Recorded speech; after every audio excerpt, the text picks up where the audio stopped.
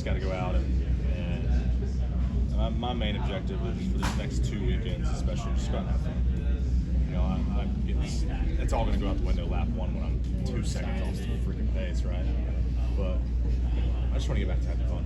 You know, it goes away when you get to the cup level, unfortunately. Would making the playoffs been fun? I like it. It's just doing that with that.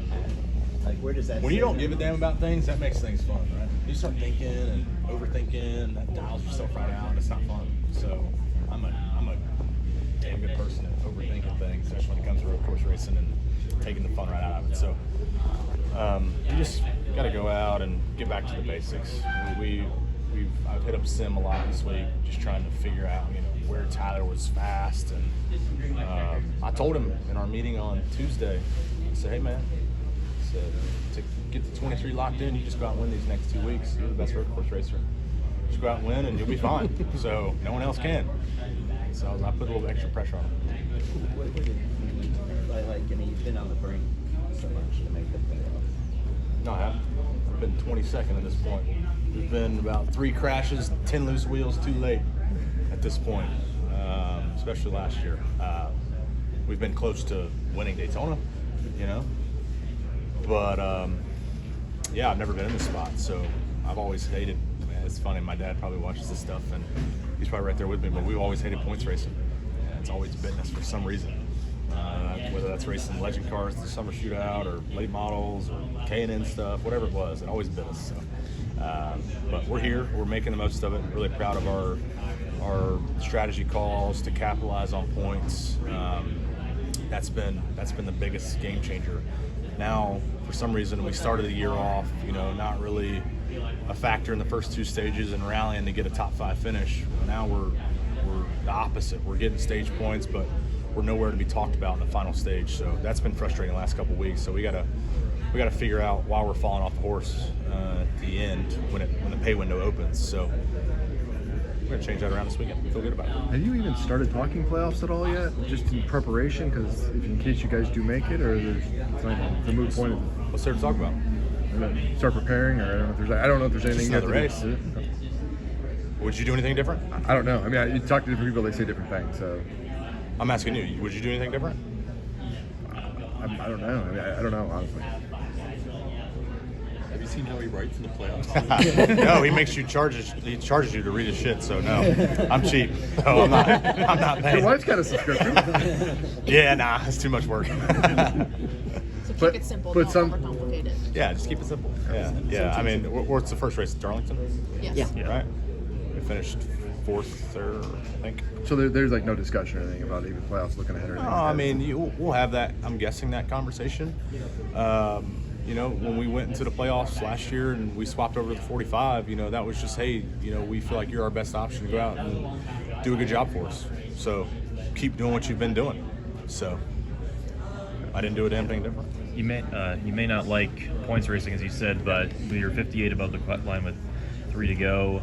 Like today, would you, or for Sunday, would you maybe like try and like go for stage points? Oh, for sure. We're going to continue to fight for stage points. The more points in the bank is super important. I think you look at if you can go into Daytona and no new winners and you're a full race ahead, then you're good. So we got to continue to build on that gap. How chaotic is that track going to be, though? I mean, with it being a cutoff race, you saw what happened with Austin. I mean, like the seas parted and he scored that win. Yeah, it's no different from any other speedway race, really. I think you can just race a little bit different, knowing that you're somewhat locked in if you have enough points gap.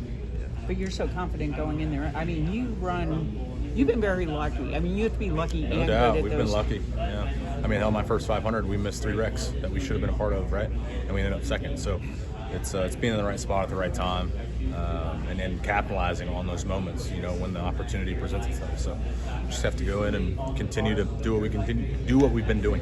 Reddick was in here earlier, and he said that the pit crews at 2311 are a work in progress. Denny said on his podcast that we're still in our infancy. We got to build there. We don't expect them to be as stout as JTR yet. But how much patience do you have to have, knowing that you might get hit by that?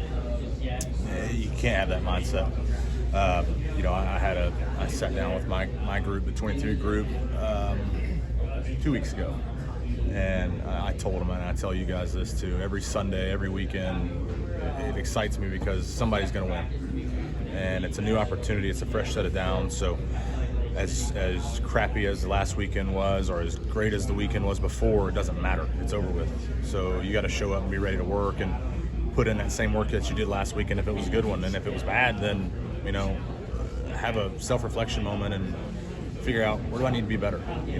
That's what this sport's about. That's what our team's about, a lot of self-reflection. So as much as I hated it for Tyler, I feel like we put a lot of money and emphasis and effort into bringing our pit crews, and it's better. It's been better.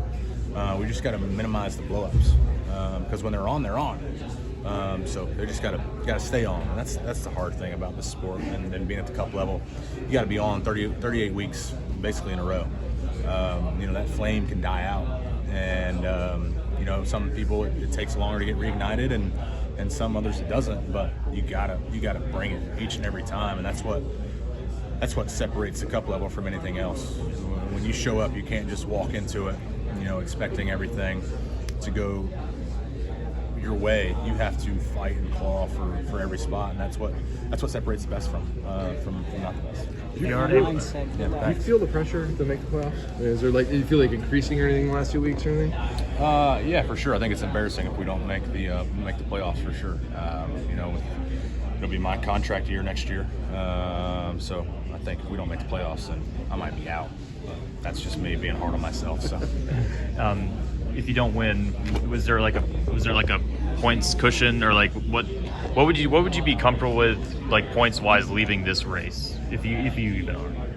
I think minimum or maximum of 10 points lost. Okay. Would be okay. All right. But we're gonna lose any points. We're gonna gain some points. We're gonna shock the world. Thank you. Two more. This is Austin Dillon, driver of the Bass Pro Shops Chevrolet. Make sure to hit that subscribe button. Also check out one of those 2 videos beside me. Visit frontstretch.com for more racing content.